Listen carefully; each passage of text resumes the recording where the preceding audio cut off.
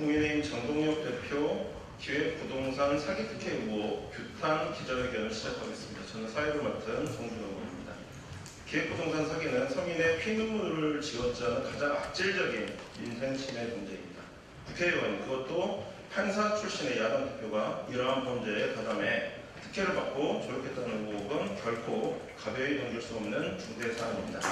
이에 대해 강하게 규탄하고자 더불어민주당 전반기 국토교통위원회 의원들과 시민사회 여러분들이 함께 자리를 했습니다. 오늘 참석자분들을 소개하겠습니다. 복혜영 의원님 오셨습니다. 문진석 의원님 오셨습니다. 윤종근 의원님 오셨습니다. 손명수 의원님 오셨습니다. 안태준 의원님 오셨습니다. 민생경제연구소 안진걸 소장님 오셨습니다. 안녕하세요. 경제민주화시민연대 이형철 대표님 오셨습니다. 서울의 소리 백은종 대표님 오셨습니다. 기자회견문 나누고 있겠습니다. 먼저 교양 의원님의 말씀 듣겠습니다.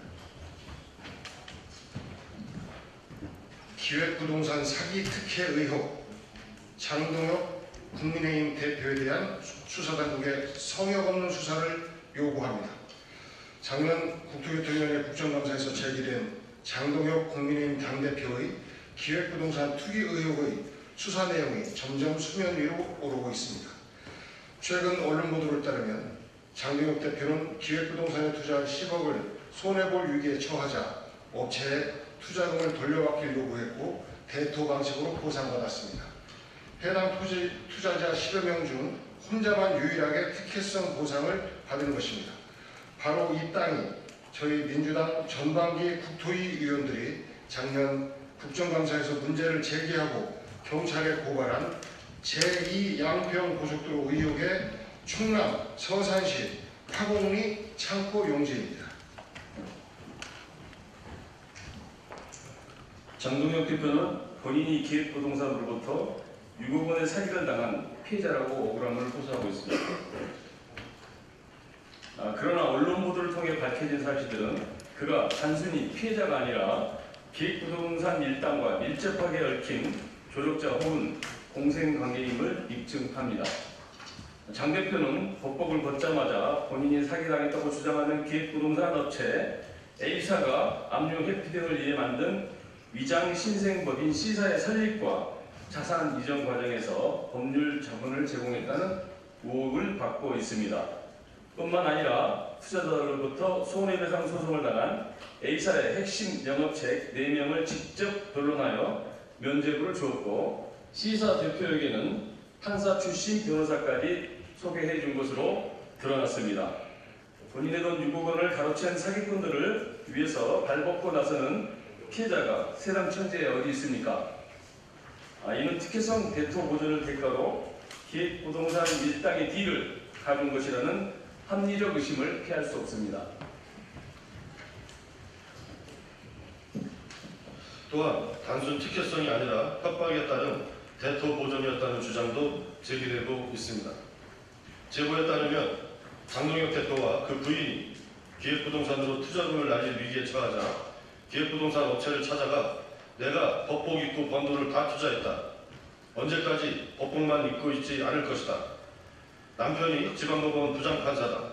퇴직하면 로펌을 차릴 거다. 가만히 안 두겠다. 책임져라. 라고 말해 상당한 압박감을 느꼈고 고소고발을 하겠다고 해 대신 토지를 주기로 했다는 것입니다.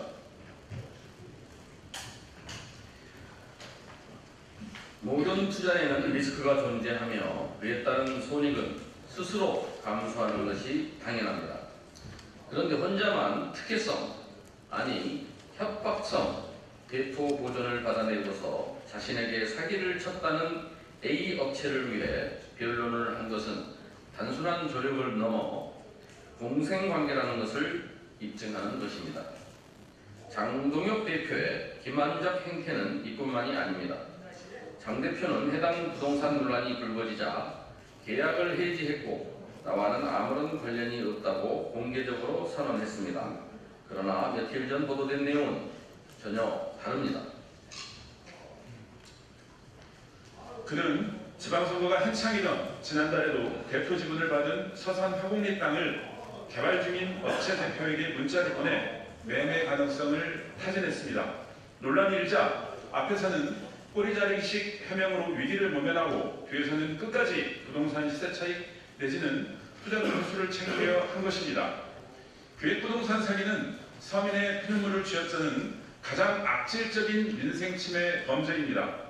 국회의원이 그것도 판사 출신의 야당 대표가 이러한 범죄에 가담하여 특혜를 받고 조력했다는 의혹은 결코 가벼이 넘길 수 없는 중대 사안입니다.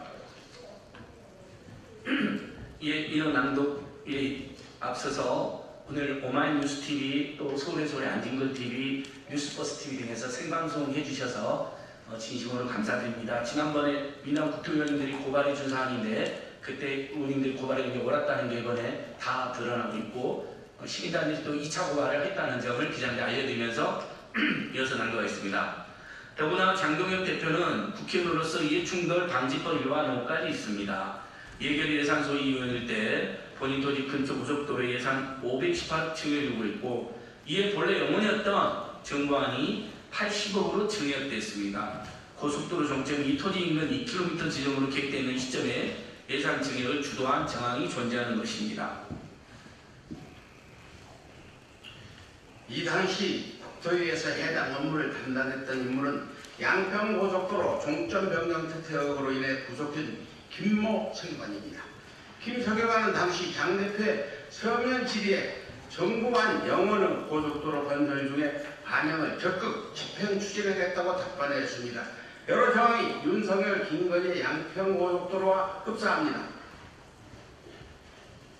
이에 다음과 같이 강력히 촉구합니다. 하나, 장동혁 대표는 얄팍한 변명과 언론 겁박을 즉각 중단하고 기획부동산 1단과의 유착 및 특혜 의혹에 대해 국민 앞에 낱낱이 일시직고하십시오. 장동혁 대표는 투표용지 부족 사태를 핑계로 지방선거 대표 책임론을 흘리며 사퇴를 거부하고 있습니다. 본인 말대로 사기를 당한 억울한 피해자라면 당대표 직함위에 숨지 말고 제기된 의혹에 대해 떳떳하게 경찰 조사에 입해야 합니다. 하나, 경찰과 검찰 등 수사당국은 장동혁 대표의 기획부동산 특혜 거래 의혹, 기획부동산 사기 유착 의혹, 제2의 양평고속도로를 연상케 하는 국회의원으로서의 이해충돌법 위반 여부 등에 대해 즉각적이고 철저한 수사에 착수하십시오. 장동혁 대표 부부 기획부동산 투기 의혹 수사 요구는 공직윤리 그리고 국회에 대한 국민들의 신뢰를 지키기 위한 최소한의 조치입니다. 더불어민주당은 민생 경제를 교란시키는 악질 기획부동산 범죄와 이에 결탁한 권력형 비리 의혹을 좌시하지 않겠습니다.